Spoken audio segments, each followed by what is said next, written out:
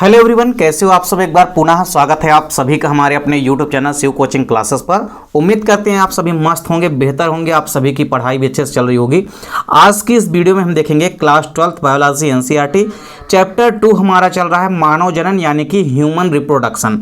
देखिए, इसके पहले वीडियो में हमने आपको मासिक चक्र यानी कि मेंस्ट्रुअल साइकिल पूरा का पूरा कवर करा दिया है। अभी तक आप यदि नहीं देखें हैं तो आप देख सकते हैं प्लेलिस्ट में जाकर के आसानी से। आज की इस वीडियो में हम देखेंगे एस्ट्रस साइकिल यानी कि मध्य चक्र क्या होता है।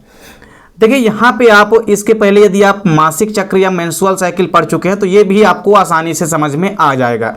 देखिए, मासिक चक्र में आप लोगों ने क्या देखा था कि मासिक चक्र या मेंस्ट्रुअल साइकिल जो प्रक्रिया होती है वो मादा के जितने भी प्राइमेट्स मादा हैं, तो जो भी प्राइमेट्स के अंतर्गत आने वाले स्तनधारी या मैमल्स होते हैं या मैमेलिया वर्ग के जो भी प्राइमेट्स जीव हैं और जो भी मादा प्राइमेट्स हैं, जैसे कि मान लीजिए बंदर हो गया, कपी हो गया, वह मानव हो गया, तो ये सभी के सभी प्राइमेट मादा हैं। तो इनकी जो प्राइमेट मादा जो हैं इनमें आप पाएंगे कि मेंस्ट्रुअल साइकिल या मासिक चक्र पाई जाती थी। लेकिन यदि हम बात करते हैं मध्य चक्र की या एस्ट्रस साइकिल की तो ये जस्ट इसके विपरीत है। यानी आपने देखा था कि मेंस्ट्रुअल साइकिल की जो प्रक्रिया होती है वो बेसिकली प्राइमेट्स मादाओं के अंदर कंप्लीट होती है। यानी कि प्राइमेट्स मादाओं के अंदर जो प्रजनन चक्र चलता था उसको हम मासिक चक्र कहते थे। लेकिन यहाँ पे आप पाएंगे कि जितने भी नॉन प्राइमेट्स हैं, यानी जितने भी मादा प्राइमेट्स स्तनधारियों को छोड़ करके, अर्थात जो भी नॉन प्राइमेट्स हैं। अब नॉन प्राइमेट्स स्तनधारी कई प्रकार के हैं, जैसे आप देख सकते हैं डॉग हो गया, कैट हो गई, काऊ हो गई, डियर यानी कि हिरण हो गई, और इसके अलावा रैट यानी कि चूहा हो गया। ये सभी के सभी नॉन प्राइमेट्स स्तनधारी हैं। तो इनमें आपको मेंस्ट्रुअल साइकिल ना दिख करके एक अलग ही प्रकार का चक्र दिखता है जिसको हम कहते हैं एस्ट्रस साइकिल यानी कि मध्य चक्र। कई सारे एग्जाम्पल आपको जरूर याद रखना है। मध्य चक्र के अंतर्गत कितने सारे एग्जाम्पल आते हैं इनको जरूर आपको माइंड में रख के चलना है, क्योंकि कई सारे एग्जाम्पल आपसे अक्सर एग्जाम में पूछे जाते हैं। आपको एक क्वेश्चन दे देगा, जैसे दे देगा कि गाय में किस प्रकार का चक्र पाया जाता है, तो आपको पता होना चाहिए कि गाय में मध्य चक्र यानी कि एस्ट्रस साइकिल पाई जाती है। तो मध्य चक्र और आतर्व चक्र में बेसिकली जो मासिक चक्र है और मध्य चक्र जो है यानी कि मेंस्ट्रुअल साइकिल और एस्ट्रस साइकिल, दोनों में पहला डिफरेंस भी यही है कि जो मासिक चक्र होता है यह प्राइमेट जीवों के अंदर पाया जाता है, जैसे बंदर हो गया, कपी हो गया और मानव, इनकी मादाओं में मासिक चक्र पाया जाता है। जबकि जो नॉन प्राइमेट्स जीव हैं, नॉन प्राइमेट्स जीवों में आपको याद रखना है कि मध्य चक्र की प्रक्रिया पाई जाती है, जैसे कुत्ता, बिल्ली, गाय, हिरण, चूहा आदि, इनमें मध्य चक्र यानी कि एस्ट्रस साइकिल की प्रक्रिया होती है। अब जैसा कि आपने देखा था कि जो मासिक चक्र या मेंस्ट्रुअल साइकिल की प्रक्रिया होती थी वो 28 दिनों की होती थी, लेकिन यहां पे ऐसा नहीं है। जब हम बात करते हैं मध्य चक्र की या एस्ट्रस साइकिल की तो वैसे यह प्रक्रिया यदि हम बात करें तो कई सारे जीवधारियों में आप पाएंगे कि वर्ष में केवल एक ही बार देखने को मिलेगी। जो मध्य चक्र की प्रक्रिया होती है या तो वर्ष में किसी भी जीव के अंदर एक बार होगी, या तो 2 बार होती है, या किसी भी जीव ऐसे हैं जिनमें कई बार होती है। तो इसके आधार पर आपको याद रखना है कि ऐसे जीव जिनमें कि जीवन काल के दौरान केवल एक ही बार मध्य चक्र पाया जाता है, और इस मध्य काल का जो चक्र है ये भी कोई फिक्स नहीं होता है, ये भी कोई जरूरी नहीं है कि किस मंथ में होगा। तो ये साल में कभी भी 1-2 बार या इससे ज्यादा बार हो सकता है। तो यदि मान लीजिए किसी जीव के अंदर, किसी जीव के पूरे जीवन काल के दौरान यदि केवल एक ही बार मध्य चक्र या एस्ट्रस साइकिल पाया जाता है तो उन्हें हम मोनो एस्ट्रस कहते हैं। क्या कहते हैं? उन्हें हम मोनो एस्ट्रस प्रकार का मध्य चक्र कहते हैं। क्यों? क्योंकि यहां पे केवल मोनो का मतलब होता है एक। तो यदि जीवों के अंदर जीवन काल के दौरान केवल एक ही बार यदि मध्य चक्र होता है साल में, तो साल में यदि केवल एक ही बार मध्य चक्र होता है तो उसे हम क्या कहेंगे? मोनो एस्ट्रस कहेंगे। क्या कहेंगे? मोनो एस्ट्रस कहेंगे। इसके कई सारे एग्जाम्पल आपको याद रखना है, जैसे लोमड़ी हो गया, हिरण हो गई, व चमगादड़ हो गए आदि इसके एग्जाम्पल हैं। इसके अलावा आप पाएंगे जैसे कैट और बिल्ली होते हैं। बेसिकली इनमें जो है, इनमें पूरे के पूरे वर्ष में 2 बार होता है मुख्य रूप से, यानी उसको बाई एस्ट्रस भी आप कह सकते हैं। तो यदि किसी भी जीव के अंदर जीवन काल में, मतलब जीवन काल में, या आप ऐसा भी कह सकते हैं कि यदि साल में भी यदि 2 बार हो रहा है तो 2 बार को हम कहेंगे बाई एस्ट्रस। तो साल में यदि आपको याद रखना है कि जीवन काल के साल में यदि 1 बार हो रहा है तो उसको मोनेस्ट्रस कहेंगे, यदि 2 बार हो रहा है तो बाई एस्ट्रस कहेंगे। उसके एग्जाम्पल में मुख्य रूप से कुत्ता और बिल्ली आते हैं। वहीं यदि कुछ ऐसे जीव होते हैं जिनमें जीवन काल के दौरान जो है एक से अधिक बार या दो से अधिक बार भी मधचक्र पाया जाता है, और यदि दो या दो से कई बार अधिक मधचक्र यदि पाया जाता है तो उसे हम पॉलीएस्ट्रस कहते हैं। क्या कहते हैं? उसे हम पॉलीएस्ट्रस कहते हैं। तो पॉलीएस्ट्रस के एग्जाम्पल भी आपको याद रखना है, जैसे गिलहरी हो गई, गाय हो गई, इसके अलावा भेड़ हो गई, व घोड़ा हो गई इत्यादि। ये जो है इनमें पॉलीएस्ट्रस प्रकार का मधचक्र पाया जाता है, यानी इनमें वर्ष में कई बार जो है मधचक्र हो सकता है, दो से ज्यादा बार भी होता है। आप इसके अलावा देखें कि जो मासिक चक्र या मेंस्ट्रुअल साइकिल की जो प्रक्रिया होती है उसमें आपने देखा था कि वह पूरी की पूरी प्रक्रिया 4 स्टेप में संपन्न होती थी, जिसमें पहली प्रवस्था आपने देखी थी आतर्व प्रवस्था, दूसरी प्रवस्था आपने देखी थी पुटकीय प्रवस्था यानी कि फॉलिकुलर फेज, तीसरी प्रवस्था आपने देखी थी ओवुलेशन फेज यानी कि अंडोत्सर्ग प्रवस्था, और चौथी प्रवस्था आपने देखी थी ल्यूटियल फेज जिसको कि हम स्रावी प्रवस्था भी कहते थे।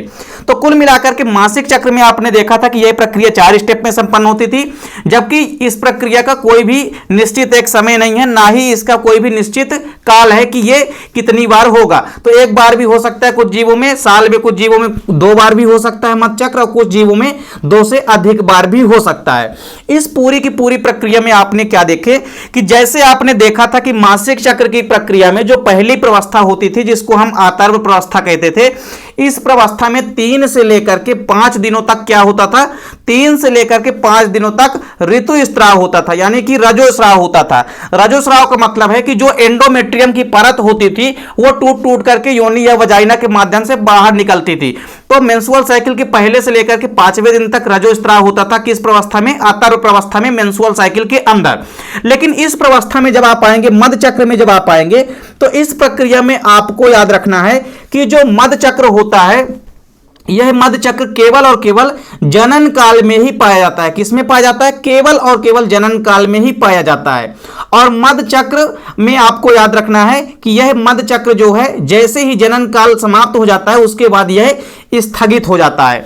इसके अलावा आपने क्या देखा था कि जो मासिक चक्र की प्रक्रिया होती थी, जैसे ही कोई भी फीमेल जो है वह पुबर्टी एज में जैसे ही प्रवेश करती थी, इसका मतलब यह है कि पुबर्टी एज का मतलब यह है कि कोई भी महिला जैसे ही 11 से 13 वर्ष की अवस्था में प्रवेश करती थी वैसे उसके अंदर मेंस्ट्रुअल साइकिल जो है प्रारंभ हो जाती थी। और एक चीज और आपको याद रखना है कि मेंस्ट्रुअल साइकिल का जो प्रारंभ होना होता था उसको हम मेनार्की कहते थे, जबकि 40 से 50 वर्ष या आप ऐसा कह सकते हैं कि 45 वर्ष से लेकर के 50 वर्ष तक में महिलाओं में जो रजो चक्र होता है वो होना समाप्त हो जाता है, जिसको कि हम रजो दर्शन या रजो निवृत्ति कहते हैं। रजो निवृत्ति का मतलब होता है मोनोपाउज। तो जब रजो चक्र समाप्त हो जाता है तो उसको हम क्या कहते थे? उसे हम रजो निवृत्ति यानी कि मोनोपाउज कहते हैं। तो आपने देखा था कि जैसे मासिक चक्र की प्रक्रिया जो होती है वो 11 से 13 वर्ष की अवस्था में स्टार्ट होती थी। इसमें आपको यहां पे ध्यान में रखना है कि यह मधचक्र जो होता है केवल और केवल जनन काल में ही पाया जाता है, और जैसे ही जनन काल समाप्त होता है वैसे ही यह मधचक्र जो होता है यह स्थगित हो जाता है। इसमें आपको एक चीज याद रखना है, दोनों में यदि आप कंपैरिजन करेंगे तो आपने देखा था कि मासिक चक्र में जो एंडोमेट्रियम की परत होती है वो टूट टूट करके योनि या वजाइना के माध्यम से बाहर निकलती थी। लेकिन मधचक्र में आप क्या पाएंगे कि जो इसमें एंडोमेट्रियम टूटती है तो एंडोमेट्रियम टूटने के बाद क्या हो जाती है? अवशोषित हो जाती है, अर्थात यह बाहर फिर नहीं निकल पाती है। तो जिस कारण से आपको याद रखना है कि आस्ट्रस साइकिल यानी कि मधचक्र में जो टूटी हुई एंडोमेट्रियम होती है यह अवशोषित हो जाती है। और साथ ही साथ आपको यह याद रखना है कि यह चक्र जो होता है अल्पकाल में होता है। फॉर एग्जाम्पल जैसे गाय में यदि हम देखेंगे तो मान लीजिए 12 से 20 घंटे में हो रहा है, तो 12 से 20 घंटे तक ही इसमें क्या होगा? इसमें सेक्सुअल एक्टिविटी जो है ज्यादा चलेगी। कहने का मतलब यह है कि इनमें सेक्सुअल एक्टिविटी जो है इसके प्रति जो है अनुकूल होंगे, यानी 12 से 20 घंटा तक। तो इनमें केवल जनन काल में ही, केवल मधचक्र के दौरान ही इनमें सेक्स उत्तेजना जो है पैदा होती है। तो इसके अलावा आप इसमें देखेंगे कि मधचक्र की जो प्रक्रिया होती है तो मधचक्र के दौरान आपको याद रखना है कि रजोस्राव नहीं होता है। रजोस्राव क्यों नहीं होता है? क्योंकि मासिक चक्र में आपने क्या देखा था कि जैसे ही पहली प्रवस्था आती है आतर्व प्रवस्था, वैसे उसमें रजोस्राव होने लगता था। लेकिन यहां पे किसी भी प्रकार से मधचक्र में आपको याद रखना है कि रजोस्राव नहीं होता है। रजोस्राव क्यों नहीं होता है? क्योंकि जो इसकी एंडोमेट्रियम होती है वह टूटने के बाद बाहर नहीं निकलती है बल्कि अंदर ही अवशोषित कर ली जाती है। तो इनमें आपको याद रखना है कि मधचक्र के दौरान किसी भी प्रकार से रजोस्राव नहीं होता है। और जो मधचक्र की प्रक्रिया होती है, मधचक्र की प्रक्रिया के दौरान आपको याद रखना है कि एस्ट्रोजन का जो स्तर होता है वो रक्त में बढ़ जाता है। तो जैसे ही एस्ट्रोजन का जो स्तर होगा ब्लड में बढ़ेगा, जिसके कारण होगा क्या कि जो मादा होती है, मादा में संभोग की तीव्र इच्छा प्रकट होती है। मतलब इसी समय जैसे ही क्या होगा, एस्ट्रोजन का स्तर मादा के ब्लड में बढ़ेगा, वैसे ही इनके अंदर तीव्र जो है संभोग की इच्छा प्रकट होती है, यानी कि कॉपुलेशन की क्रिया जो होती है इनमें तीव्र इच्छा प्रकट हो जाती है। और इस काल को हम ऊष्मा काल या हीट पीरियड कहते हैं। मतलब जिस काल में आपको याद रखना है कि मादाओं के अंदर संभोग की तीव्र इच्छा प्रकट होती है, इस काल को हम क्या कहते हैं, ऊष्मा काल कहते हैं, यानी कि इसको हम हीट पीरियड भी कहते हैं। तो पूरे की पूरे मध्य चक्र में आपको याद रखना है, सबसे पहले आपको याद रखना है कि ये जो मध्य चक्र की प्रक्रिया होती है यह नॉन प्राइमेट्स के अंदर संपन्न होती है, और नॉन प्राइमेट्स में जो भी मादाएं होती है उनके अंदर होती है। सेम उसी प्रकार से यहां पे अपोजिट है, जैसे आपने मासिक चक्र या मेंस्ट्रुअल साइकिल में देखा है। तो मासिक चक्र आपको याद रखना है कि यह केवल और केवल प्राइमेट जीवों के अंदर होता है और यह नॉन प्राइमेट के अंदर होता है। तो मध्य चक्र नॉन प्राइमेट्स के अंदर होता है, जो भी स्तनधारी होते हैं। इसमें आपको एग्जाम्पल याद रखना है, कई सारे कुत्ता, बिल्ली, गाय, हिरण, चूहा आदि, इन सब के अंदर मध्य चक्र की प्रक्रिया संपन्न होती है। मध्य चक्र केवल जनन काल में ही पाया जाता है, और जैसे ही जनन काल समाप्त होगा वैसे ही मध्य चक्र की प्रक्रिया भी स्थगित हो जाती है। मध्य चक्र की प्रक्रिया में आपको याद रखना है कि रजोस्राव नहीं होता, किसी भी प्रकार से ब्लड या वजाइना के माध्यम से किसी भी प्रकार से आपको याद रखना है कि किसी भी प्रकार से रजोस्राव नहीं होता है। और आपको याद रखना है कि जैसे ही इनके ब्लड में एस्ट्रोजन का स्तर बढ़ता है वैसे ही इनके अंदर संभोग या कॉपुलेशन की तीव्र इच्छा प्रकट होती है, और इस काल को ही हम कहते हैं हीट पीरियड यानी कि ऊष्मा काल। और यह काल अल्पकाल होता है, अर्थात यह प्रक्रिया जो होती है या यह चक्र जो होता है अल्प समय में संपन्न होता है। तो यह भी आपको याद रखना है। साथ ही साथ आपको ध्यान में रखना है कि ऐसे जीव जिनमें कि जीवन काल के दौरान एक ही बार मध्य चक्र पाया जाता है उन्हें हम मोनोस्ट्रस कहते हैं। मोनोस्ट्रस के एग्जाम्पल लोमड़ी, हिरण, चमगादड़ आदि हैं। जबकि ऐसे जीव जिनमें कि जीवन काल के दौरान एक से अधिक बार मध्य चक्र पाया जाता है उसे हम पॉलीएस्ट्रस कहते हैं। इसके एग्जाम्पल हैं गिलहरी, गाय, भेड़ आदि। तो घोड़ा भी इसका एग्जाम्पल है, इसको भी आपको याद रखना है। तो कुल मिलाकर के इसका कोई फिक्स टाइमिंग या पीरियड नहीं है कि यह साल में कब होगा, साल में किसी भी मंथ में हो सकता है। तो इसमें आपको याद रखना है कि यह पूरी की पूरी जो प्रक्रिया होती है यह नॉन प्राइमेट्स स्तनधारियों के जो मादा होती है उनके अंदर संपन्न होती है। तो उम्मीद करता हूं कि वीडियो पसंद आई होगी। वीडियो अच्छी लगे तो लाइक और कमेंट जरूर कीजिए। चैनल पर यदि नए हैं तो चैनल को सब्सक्राइब अवश्य कर लें, साथ ही साथ बेल आइकन भी प्रेस कर लें। मिलते हैं नेक्स्ट वीडियो में, तब तक के लिए जय हिंद, वंदे मातरम।